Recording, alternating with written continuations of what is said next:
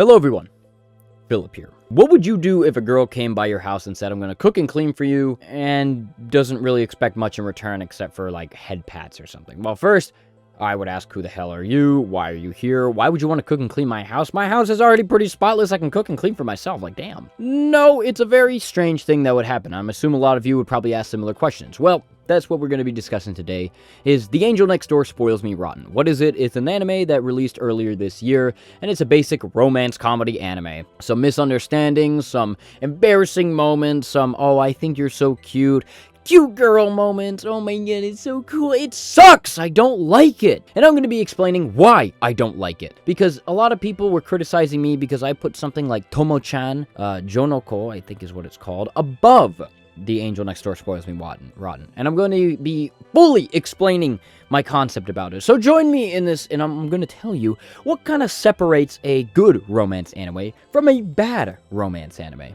So without further ado, let's begin. So I'm going to be starting with the concept of a full story. It's a shocking thing that people don't actually understand in the world of anime because they are only focused on the cute girl.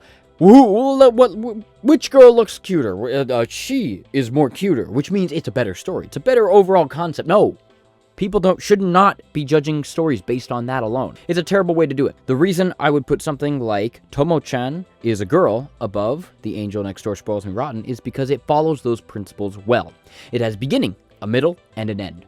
And they're all pretty satisfying to begin with. In Tomo-chan, there is the beginning. It's a conflict that's as old as time. A girl likes a guy and she doesn't really know how to get his attention.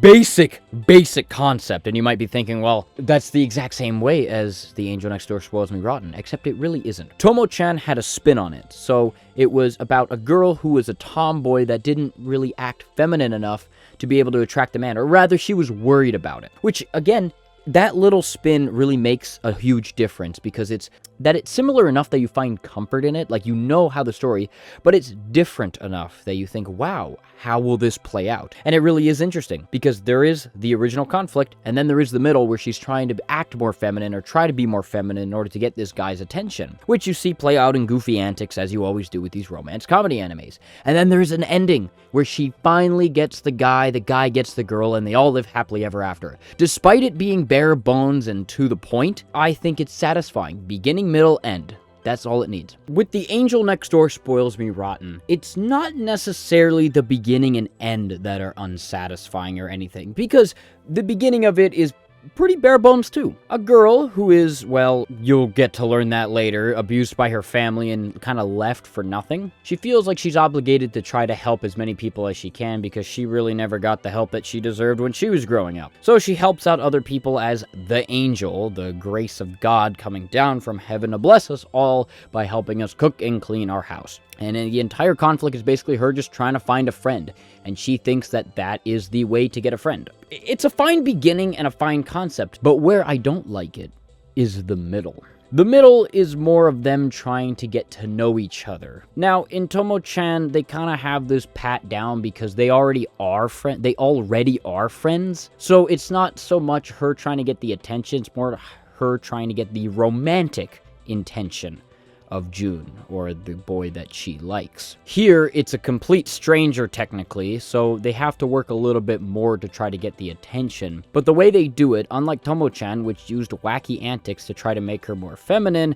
in order to appeal to the boy that she liked, this way she's using more conversation to try to coerce this guy into liking her as just a friend or a lover. I find it incredibly boring. I don't like it when characters just sit around and talk constantly because you can always see the ending right in front of you. The more they talk, the more you think, wow, this does not need to take 12 episodes. This could have been a single episode, maybe even 2, of them discussing really hard, tough to swallow conversations in order to try to figure out if they like each other or not. But instead, it drags on and on and on about them talking over and over about their feelings and, oh my goodness, I don't really like this, or I don't really trust you right now, but I really want to trust you and open up, and life was hard, and it's so boring. And they do this all on the couch. I swear to God, the reason I also don't like this is because the couch had more screen time than like Vegeta did in all of Dragon Ball. That couch is more of a character than both of them combined. It's gotten more screen time and everything. They do things occasionally that are a lot better, like her going out in a kimono or whatever, or the guy's parents visiting, or their friends coming over. That kind of strengthened the relationship. But most of the time, it was just them talking on a couch, and it was incredibly boring conversations that went on way too long, that I found no interest in, because it could have been summed up in a very quick few couple episodes to really strengthen their relationship. But most of it is spent doing that, and that is the main reason why I find this show incredibly boring, incredibly painful to get through, and incredibly unoriginal. That is why I put it lower than Tomo-chan, is Tomo-chan used this to their advantage. They created wacky antics out of it to be able to make it somewhat of a comedy anime, make it so that the relationship goal that they were working to was justified with 12 episodes, because there were new things that Tomo could have been doing to act more feminine, while this way, they only used the one shtick, which was talking. And now we finally get to the ending. Oh boy, the ending. I really like the ending of most shows. The wrap-up, the conclusion, the thing that makes everything come together in one solid package. To me, The Angel Next Door, it just felt unsatisfying. I really like it when couples actually get together in a show. I really enjoy that because it gives me a sense of fulfillment. They finally got what they were looking after, and they finally, after all the hard work, all the stuff that they went through, it all paid off in the end. With Tomo-chan, this was done beautifully, because eventually she does get the boy that she was after, and the boy does reciprocate that love, and he gets her. Satisfying. It's not groundbreaking, it's not brand new, it's not groundbreaking, it's not exhilarating, a new plotline that's never been told in the history of this. No, it's just satisfying.